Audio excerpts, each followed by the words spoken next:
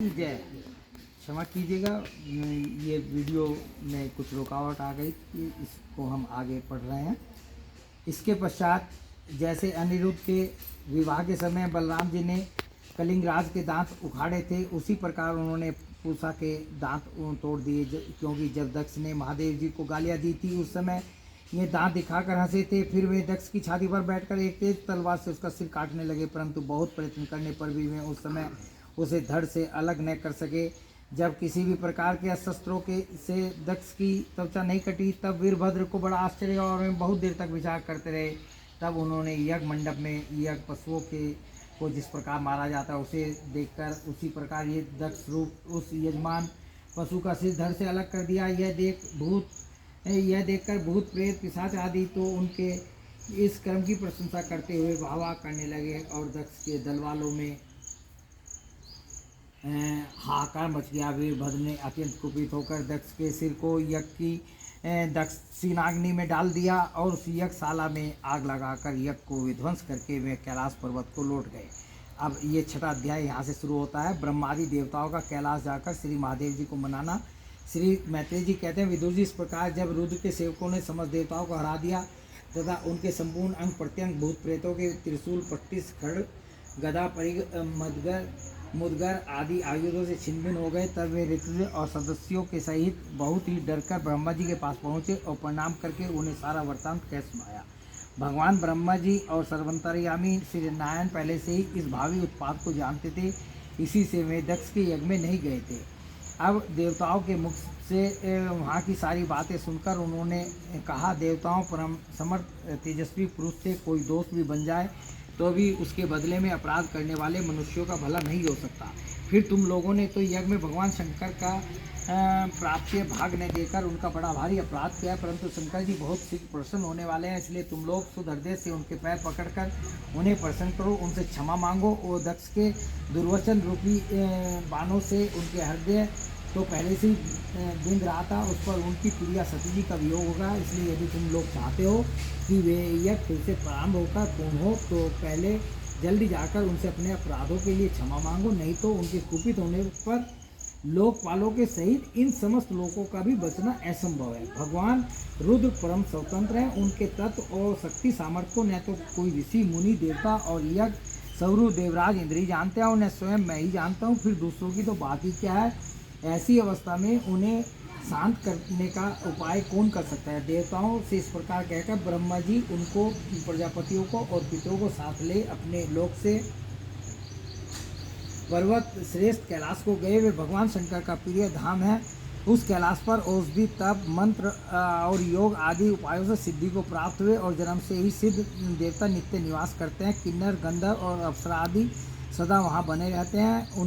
उसके मणि में शिखर हैं जो नाना प्रकार की धातुओं से रंग बिरंगे प्रतीत होते हैं। उस पर अनेक प्रकार के वृक्ष लता और गुलमादि छाए हुए हैं, जिनमें झुंड के झुंड जंगली पशु विचरते रहते हैं। वहाँ निर्मल जल के अनेकों झरने बहते हैं और बहुत सी गहरी कंदरा और ऊंचे शिखरों के कारण वह पर्वत अपने प्रियतमों के साथ विहार करती हुई शिव पत्नियों का क्रीड़ा स्थल बना हुआ है।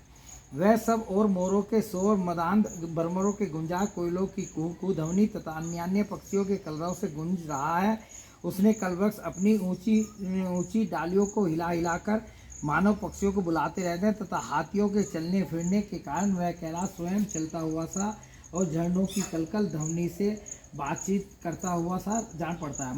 मंदार, पारिजात, सरल, तमाल, साल, ताड़, कचनार, असन और अर्जुन के वृक्षों से वह पर्वत बड़ा ही सुहावना जान पड़ता है। आम, कदम, नीप, नाग, पुन्नाग, चंपा, गुलाब, अशोक, मोलसिरी, कुंद, कुर्बक, सुनहरे सतपत्र, कमल, इलायची और मालती की मनोहर लताएं तथा कुब्बक, मोगरा और माधवी की बेलें भी उसकी शोभा बढ़ाती है। कटहल, गूलर, पीपल, पाकर, बड़, गूगल, भोजवृक्ष, औषधि आदि जाति के पेड़, केले आदि जो फल आने के बाद काट दिए जाते हैं, सुपारी, राजपुग, जामुन, खजूर, आमडा, आम, पियाल, महुआ और लिसोड़ा आदि विभिन्न प्रकार के वृक्षों तथा पोले और ठोस बांस के झुरमुटों से वह पर्वत बड़ा ही मनोहर मालूम होता है। उसके सरोवरों से में कुमुद, उत्पल, कलहर और सतपत्र आदि अनेक जाति के कमल खिल रहे हैं। उनकी शोभा से मुग्ध होकर कलरव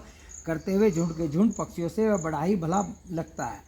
वहाँ जहाँ तहाँ हरिण, वानर, सुअर, सिंह, रीछ, शाही, नीलगाय, सरब, बाघ, कृष्णमृग, भैंसे, कर्णात्र, एक पद, असमुख, भेड़िए और कस्तूरी मृग घूमते रहते हैं तथा वहाँ के सरोवरों के तट बेलों की पंक्तियों से घिरे हुए होने के कारण बड़ी शोभा पाते हैं। उसके चारों ओर नंदा नाम की नदी बहती है, जिसका पवित्र जल देवी सती के स्नान करने से और भी पवित्र एवं सुगंधित हो गया है। भगवान भूतनाथ के निवास स्थान उस कैलाश पर्वत की ऐसी रमणीयता देखकर देवताओं को बड़ा आश्चर्य हुआ।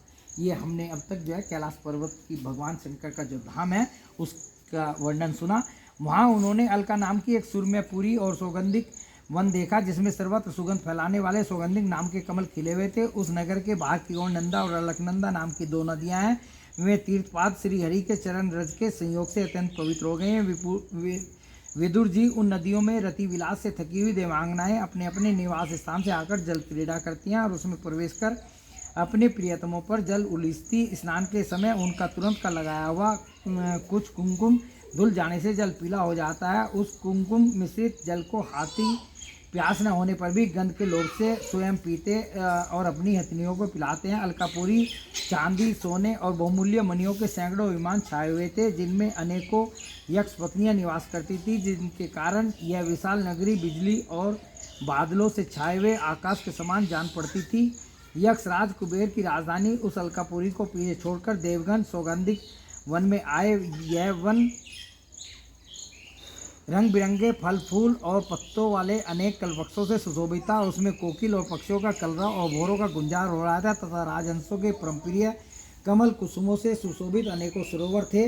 वह वन जंगली हाथियों के शरीर की रगड़ लगने से घिसे हुए हरिचंदन वृक्षों का स्पर्श करके चलने वाली सुगंधित वायु के द्वारा यक्ष पत्नियों के मन को विशेष रूप से मथे डालता था। बावलियों की सीढ़ियाँ वैदुर्य मणि की बनी हुई थी, उनमें बहुत से कमल खिले रहते थे। वहाँ अनेकों किम पुरुष भी जी बहलाने के लिए आए हुए थे। इस प्रकार उस वन की शोभा निहारते हुए देवगन जब कुछ आगे बढ़े तब उन्हें पास ही एक वटवृक्ष दिखाई दिया।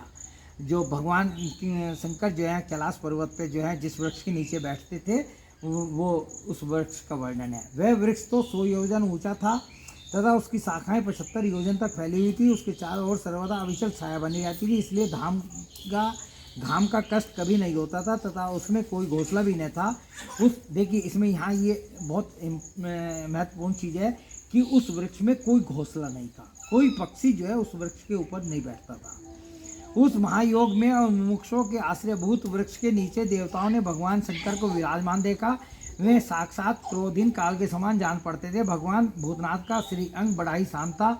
सनंदन आदि शांत सिद्धगण और सखा यक्ष राक्षसों के स्वामी कुबेर उनकी सेवा कर रहे थे। जगतपति महादेव जी सारे संसार के सुहृद हैं, इसलिए वह सबका कल्याण करने वाले हैं। वे लोक हित के लिए ही उपासना, चित्त की एकाग्रता और समाधि आदि साधनों का आचरण करते रहते हैं।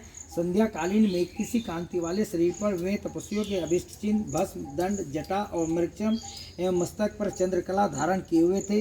ये एक कुशासन पर बैठे थे और अनेकों साधु देवताओं के बीच में श्री नारद जी के पूछने से सनातन ब्रह्म का उपदेश कर रहे थे। उनका बायां चरण दाईं जांघ पर रखा हुआ था। वे बायां हाथ बाएं घुटने पर रखे कलाई में रुद्राक्ष की माला डाले तर्क मुद्रा से विराजमान थे। वे योगपट यानी काठ की बनी हुई टेकनी का सहारा लिए हुए एकाग्रचित्त से ब्रह्मानंद का अनुभव कर रहे थे। लोकपालों के सहित समस्त मुनियों के मननशीलों में सर्वश्रेष्ठ भगवान शंकर को हाथ जोड़कर प्रणाम किया। यद्यपि समस्त देवता और दैत्यों के अधिपति श्री महादेव जी के चरण कमलों की वंदना करते हैं, तथापि वे श्री ब्रह्मा जी को अपने स्थान पर आया देख तुरंत खड़े हो गए और जैसे वामनावतार में परम पूज्य विष्णु भगवान कश्यप जी की वंदना करते हैं उसी प्रकार सिर झुकाकर उन्हें प्रणाम किया। भगवान शंकर ने ब्रह्मा जी को प्रणाम किया, खड़े हो गए, प्रणाम किया। इसी प्रकार शंकर जी के चारों ओर जो महर्षियों सहित अन्य सिद्धगण बैठे थे उन्होंने भी ब्रह्मा जी को प्रणाम किया। सबके नमस्कार कर चुकने पर ब्रह्मा जी ने चंद्रमौली भगवान से जो अब तक प्रणाम की मुद्रा में ही खड़े थे हंसते हुए कहा। ब्रह्मा जी ने जो कहा ये एक प्रकार से भगवान शंकर की स्तुति है, इसलिए हम इसको खड़े होकर के सुनेंगे। श्री ब्रह्मा जी ने कहा, देव मैं जानता हूँ आप संपूर्ण जगत के स्वामी हैं, क्योंकि विश्व की योनि शक्ति प्रकृति उसके बीच शिव पुरुष से परे जो एक रस पर ब्रह्म है वह आप ही हैं भगवान। आप मकड़ी के समान ही अपने स्वरूप भूत शिव शक्ति के रूप में क्रीड़ा करते हुए लीला से संसार की रचना पालन और संहार करते रहते हैं।